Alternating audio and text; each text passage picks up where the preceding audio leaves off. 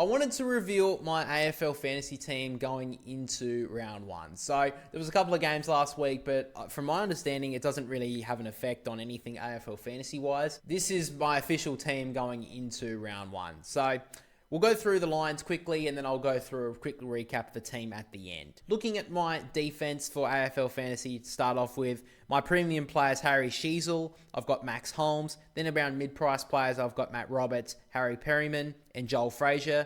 And as my rookie, I've got Cleary from the Western Bulldogs. On the bench, I've got Zach Reid and James Leake. So I don't think there's too many question marks on my defense, to be honest. They're all pretty popular choices. Max Holmes, the fact that the game got postponed, they're going to be playing in round 3. There's no bye issue now. I was always going to start with Max Holmes, but that bye did have me question if I wanted to put him there.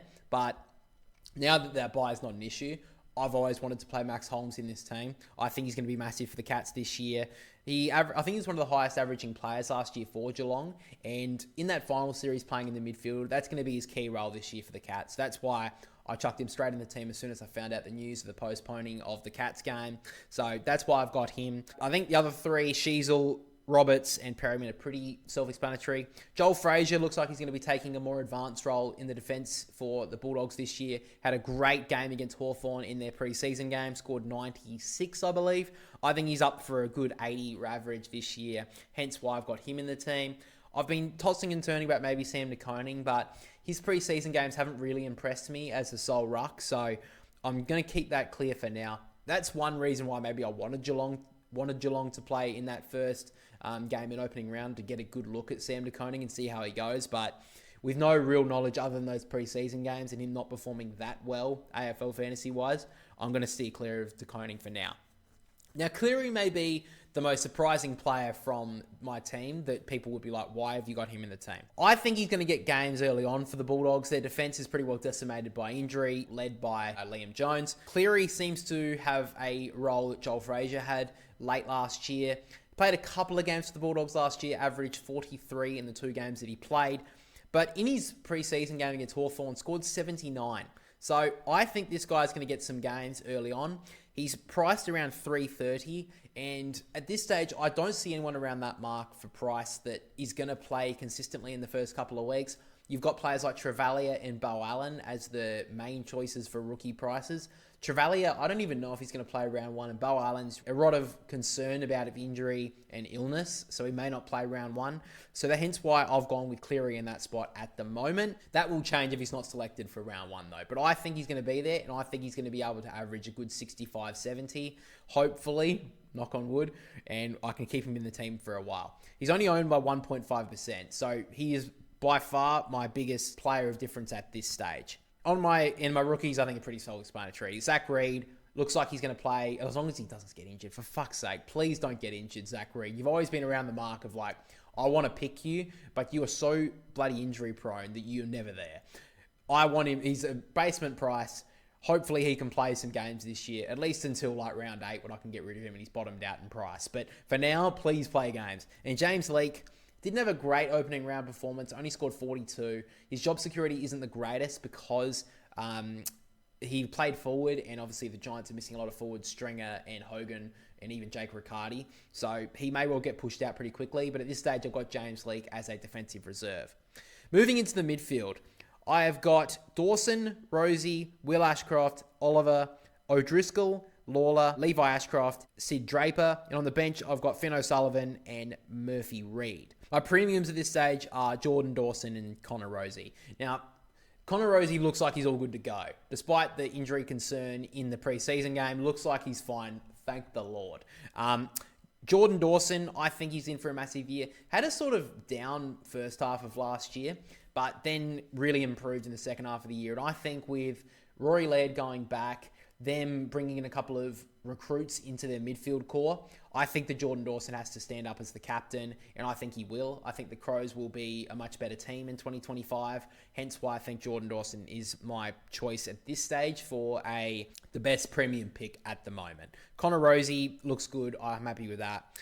Clayton Oliver, locking him in. Hopefully he has a good year. Will Ashcroft, I 100% had him as a lock until the last 2 weeks. His preseason games have been not the greatest. I'm sticking with him on the fact that Looking at Will Day, didn't have the greatest preseason games, but when he played in opening round, he was brilliant. I think Will Ashcroft's saving himself for the first real game. He doesn't seem like a player who gives a fuck about a practice game. Okay? Will Ashcroft's all about the main game. So I think that's where he's going to rise. I'm keeping him in at this stage. And the only other players I could really pick from at the moment are Finn Callahan and Will Day. And at this moment, with their buys, I'm steering clear of them for now. At that point, it kind of drops off. I've picked 4 players above 750, and the rest of them drop down, and I've got no other midfielders above 450.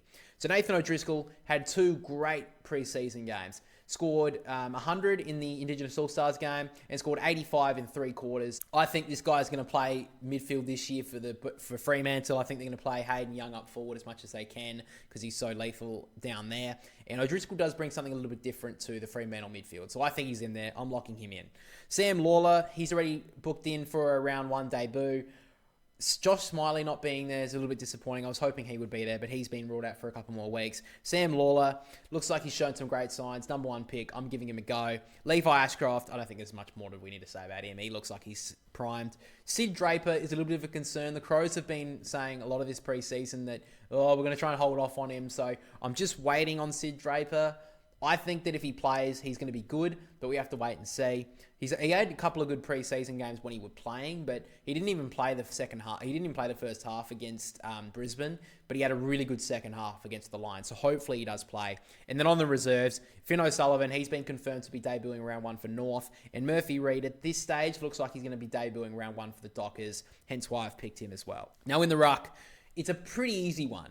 Tristan Cherry and Tom De Koning. I've picked them 2 because they seem to be the ones to go. Tom De Koning looks like he's a sole ruck role now that Pidnet is out for the first couple of weeks. And Tristan Cherry, I think I should go with the premium ruck at this moment. He didn't have a great match simulation, but his preseason game proved why he was so good last year. Massive around the ground, a good marker, gets disposals, clearances, dominates in the ruck. The only other one I could maybe think of in the ruck is Max Gawn, and that's because they're playing the Giants this week, and we saw how well Darcy Cameron did when Briggs went down. Briggs won't be there this week as well. So Max Gawn, maybe. I may tinker with that. And the reserve for the ruck is Harry Boyd, pretty self-explanatory. I don't know if Marshall's going to play, but if he doesn't, Boyd's right there ready to go. And finally, the forward line. I've got Jason Horne-Francis, McRae, Riley Sanders, Bailey Smith, Caleb Daniel, Hugo Garcia. And on the bench, I've got Connor Stone, Sam Davidson, and my utility at the moment is Isaac Kako. So Horne-Francis, massive preseason he's had.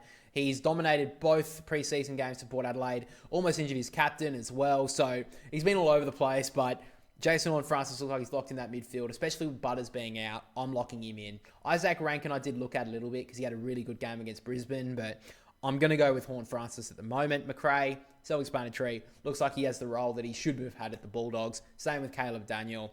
Riley Sanders, with all the injuries to the Bulldogs, he will get games in the midfield, and he had a really good game against Hawthorn. Pretty decent game in their first match sim, way back against Essendon. Bailey Smith, I don't think there's much we really need to say. And Hugo Garcia looks like he's looks like to be in the midfield core for the Saints early this year, which is good to see. Only priced at 414 forward mid. I'm picking him as my 6th forward at this moment in time. A lot of people have been putting him as like a midfielder, but I just think that if he's a midfield forward, I feel like I can mess around with a couple of rookies in the midfield. I think that if you got a forward mid that's, going to be playing predominantly midfield this year for St Kilda, at least in the early stages, I think you lock him in the forward line, because the forward line at this moment, I think if you can keep a player like a Davidson and a Stone on the reserves list, and if they can gain points quickly, I think that's a lot better in my opinion. So Davidson, if he doesn't debut round 1, I'd be very shocked. I think that he deserves it, considering how good a game he had in that preseason game against Hawthorn, scored 102. I think he's a lock.